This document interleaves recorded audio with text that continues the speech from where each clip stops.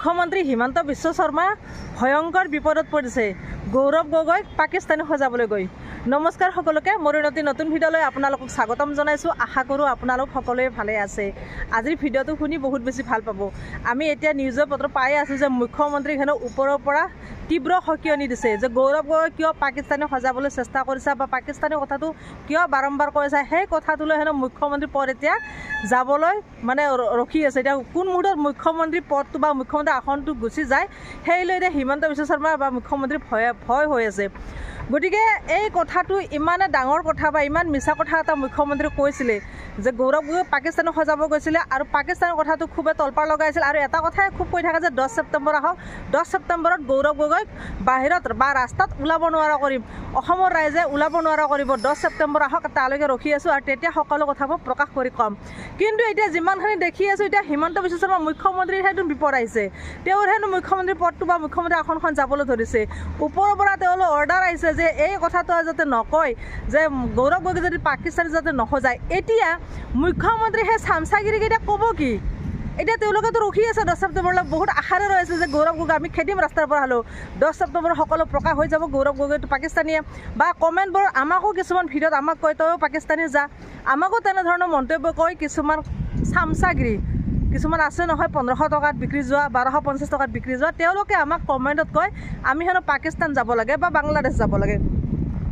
এতিয়া চাওক, মুখ্যমন্ত্ৰী নিজে নাজানে তেওঁৰ আসনখন আৰু কিমান দিন থাকিব। আৰু সেইকাৰণে আসনখন ৰখাবলৈ এতিয়া আমি গম পোৱা মতে বা নিউজত পোৱা মতে শুনা মতে চাৰিওফালে বুলডোজাৰ লগাই আছে আৰু মানে সেই মাটিবিলাক, চৰকাৰী মাটিবিলাক, বেদখল মাটিবিলাক উচ্ছেদ চলাই আছে। এতিয়া উচ্ছেদ চলাই হয়তো সেইবিলাক হয়তো কাৰোবাক দি থৈ যাব, নাজানো। এতিয়া চাওক কেনেকুৱা হৈছে, চাৰিওফালে বুলডোজাৰৰ এটা হাহাকাৰ লাগি আছে, হাহাকাৰৰ সৃষ্টি। যোৱাকালিও বুলডোজাৰ চলাইছিল, যোৱাকালিও উচ্ছেদ চলাইছিল ধুবুৰী, গোৱালপাৰা বা আপাৰ আছাম, উজনি অসম, কোনফালে তেওঁ উচ্ছেদ চলোৱা নাই। এটা কথাই তেওঁ কৈ থাকে যে মই বাংলাদেশীক খেদিম, বাংলাদেশী বা বিদেশীক কেতিয়াও থাকিবলৈ নিদিওঁ অসমত, চবকে খেদিম। আৰু সেইকাৰণে উচ্ছেদ চলাই আছে ঠিকেই। চৰকাৰী মাটিবিলাক বা বেদখল মাটিবিলাক তেওঁ উচ্ছেদ কৰি পিনে ঠিকেই লৈছে। কিন্তু বাংলাদেশী কেইজন খেদিব পাৰিছেনে? তেওঁলোকক খেদি পঠিয়াওক, তেতিয়াহে ভাল লাগিব। কিন্তু এজনো বাংলাদেশী বা এজনো বিদেশী খেদিব নোৱাৰে। কিন্তু কথা হ'লে বহু ডাঙৰ, উচ্ছেদ কৰক। উচ্ছেদ কৰি এতিয়া আপোনাৰ পত্নীৰ নামতে মাটিখিনি লিখি দিয়ে নে আপোনাৰ মন্ত্ৰী এজন নাম দিছিল, কিবা গৰু চুৰ নে এটা নাম পাইছিলে নহয়, নে তেওঁৰ পত্নীৰ নামতে মাটিখিনি দিয়ে, কাৰ নামত দিয়ে, নে আদানী আম্বানীকে দিয়ে, দি দিয়ক বাৰু। আপোনাৰ চৰকাৰ, আপুনি যি ইচ্ছা এতিয়া সেইটোৱে কৰিব পাৰে, হয় নাই? এতিয়া বৰ্তমান শাসন অলপ বেলেগ ধৰণে চলিছে, ব্ৰিটিছৰ শাসন চলাৰ নিচিনা হৈ আছে, ইংৰাজৰ শাসন চলি আছে বৰ্তমান অসমত। আমাৰ মুখ্যমন্ত্ৰী যি মন যায় সেইটোকে কৰি থাকে। আৰু এটা কথা কওঁ, এতিয়া চাওক, এই যে সিদিনাখন গাহৰি মাংস পেলাইছিলে মছজিদটোত, গম পাই নহয়, গাহৰি মাংস পেলাওঁতে তেতিয়া আমি গম পাইছোঁ হয়তো শাসকীয় দলৰে কোনোবা এজন ব্যক্তি। আজি সেই ব্যক্তিজন ধৰা পৰিলে, মৃদুপৱন পাঠক, তেওঁ ধৰা পৰিলে। কিন্তু তেওঁ কিয় পেলালে? তেওঁ এটা কথা কৈছে যে ছোৱালীজনীক মই চিনি পাওঁ, এজনী ছোৱালীৰ নাম আৰু ফোন নাম্বাৰ দি দিছিলে, সেই ছোৱালীজনীৰ কথা লৈ পেলাইছিলে। কিন্তু ছোৱালীজনীক বদনাম কৰিবলৈ হেনো তেওঁ পেলাইছিল। এতিয়া যিমানখিনি গম পালোঁ, ছোৱালীজনীক তেওঁ প্ৰপ'জ কৰিছিলে আৰু ছোৱালীজনী সেই তেওঁ প্ৰপ'জ বা তেওঁৰ প্ৰেম প্ৰত্যাখ্যান কৰিছিলে, প্ৰেমত জড়িত নাছিলে। আৰু সেইকাৰণে ছোৱালীজনীকে বদনাম দিয়াৰ কাৰণে এই কামটো কৰিছিল। কিন্তু এই কামটো কৰিবলৈ সাহস ক'ৰ পৰা পালে?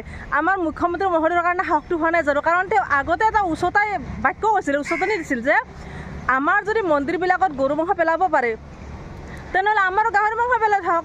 এই শব্দটো কোৱাৰ কাৰণে, উচতনি বাক্য কিছুমান কোৱাৰ কাৰণে কিছুমান ব্যক্তি এনেকুৱা কাম কৰিব পাৰে। গতিকে এই কামটো কাৰ কাৰণে হ'ল, এই সাহসটো কাৰ কাৰণে পালে? আমাৰ মুখ্যমন্ত্ৰীৰ কাৰণে নহয় জানো? গতিকে আমাৰ মুখ্যমন্ত্ৰীয়ে সঁচাকৈ অসমত এনেকুৱা এটা বিষ বিয়পাই আছে, এনেকুৱা বিষ, ভয়ানক বিষ, এই বিষটোতো কেতিয়াও নাযাব এনেকুৱা লাগিছে। কিন্তু বিয়পাই লাভ কি? কিমান দিন থাকিব, কিমান কি কৰিব? আমাৰ যদি মিলা প্ৰীতি সঁচাকৈ অন্তৰৰ পৰা আছে, আমি যদি ভাই মিলি যদি থাকিব পাৰোঁ, মুখ্যমন্ত্ৰী কি কৰিব? আৰু মুখ্যমন্ত্ৰীৰ শাসনভাৰ 5 বছৰহে, এইবাৰ তেওঁ নহ'বও পাৰে। আমি যিমানখিনি জানো, যোৱাবাৰে তেওঁ মুখ্যমন্ত্ৰী হ'ব লগা নাছিল। সৰ্বানন্দ সোণোৱালক চাইহে মানুহে ভোট দিছিল, ভাবিছিল তেখেতে মুখ্যমন্ত্ৰী হ'ব, কাৰণ আগতো তেওঁ হৈছিল আৰু এইবাৰো হ'ব বুলি ভাবিছিল। কিন্তু বিধিৰ বিভাগ, আমাৰ হিমন্ত বিশ্ব শৰ্মা মহাশয়ে সৰ্বানন্দ সোণোৱালক দলিয়াই পেলালে। লাট মাৰি পেলাই পিনে মুখ্যমন্ত্ৰী আসনখন লৈ ল'লে। মই সিমানখিনি শুনিছোঁ, নিউজৰ পত্ৰ শুনি থাকোঁ যে সৰ্বানন্দ সোণোৱালৰ ঘৰত লাট মাৰিহে তেওঁ মুখ্যমন্ত্ৰী আসনখন লৈছে। গতিকে আৰু কি ক'ম, এই বিষয়ে বিশেষ ক'ব লগা নাই। তেওঁ মুখ্যমন্ত্ৰী আসনখন খুব জোৰ কৰি লৈছে। সেইকাৰণে তেওঁ ভাবিছে যে এবাৰে যেতিয়া পাইছোঁ পিছত আৰু নাপাব পাৰোঁ। সেইকাৰণে এবাৰে যিমান যি পাৰোঁ উচ্ছেদ কৰি যাওঁ, যিমান পাৰোঁ সিমান পত্নীৰ নামত মাটি কৰি যাওঁ, যিমান পাৰোঁ সিমান মোৰ সৌহাত বাহাত ভাইকেইটাক ধনী কৰি থওঁ, ৰাজসাহায্য দিওঁ, সকলোখিনি কৰি যাওঁ। আজি চাওক, সেই জয়ন্ত মল্ল বৰুৱা তেখেতৰ কেবিনেট মন্ত্ৰী আমাৰ অসমৰ, তেখেতৰ ভাতৃস্বৰূপ, তেওঁ এটা নাম আছিল কি গৰুচুৰ। সেই গৰুচুৰ নামটো তল পেলাবলৈ তেওঁ কি কৰা নাই? তল পেলাবলৈকে আজি চাৰিওফালে উচ্ছেদ চলাই আছে। যেতিয়া উচ্ছেদৰ ফালে মানুহবিলাক গুচি যাব তেতিয়া কি হ'ব? গৰুচুৰ নামটো তল পৰি যাব। মই যোৱাকালি এটা টকশ্ব' চালোঁ, নিতুমণি শইকীয়াৰ প্ৰতিদিনৰ টকশ্ব'টো দেখিলোঁ। বহুতো অধ্যক্ষ টকশ্ব'ত আনিছে আৰু সেই যে জয়ন্ত মল্ল বৰুৱা এখন কলেজত গৈ অধ্যক্ষৰ আসনত বহি যে কিবা এটা লিখি আছিলে, সেই ফটোটো লৈ খুব বিতৰ্ক হৈ আছিলে। আৰু সেই টকশ্ব'টোত শুনিলোঁ অধ্যক্ষসকলে কৈছে যে যিখন চকী আমাক দিছে অধ্যক্ষ হিচাপে সেই চকীখনৰ মূল্যটো বহুত বেছি। আমি চকীখনৰ দামটো দিব জানিব লাগিব। আচলতে সেই দামটো সেই অধ্যক্ষজনে হয়তো দিয়া নাছিল, বা দিছে যদিও বন্ধুত্বৰ খাতিৰত, সন্মানৰ খাতিৰত এওঁ ক'লে যেনিবা বহিবলৈ। এওঁ কিয় বহে? তেওঁ এজন শাসকীয় দলৰ মন্ত্ৰী, বা তেওঁ মন্ত্ৰী হ'ল কাৰণে তেওঁ গোটেই জীৱন মন্ত্ৰী হৈ নাথাকে। তেওঁৰ কোৱালিটি আৰু তেওঁৰ কোৱালিফিকেশ্যন বহুত ডিফাৰেঞ্চ আছে। আচলতে হয়, চবৰে চব কাম নহয়। কোনোবা এখন কলেজৰ অধ্যক্ষ হৈছে, আপুনি বা মন্ত্ৰীয়ে হৈছে, চবৰে বেলেগ বেলেগ কাম।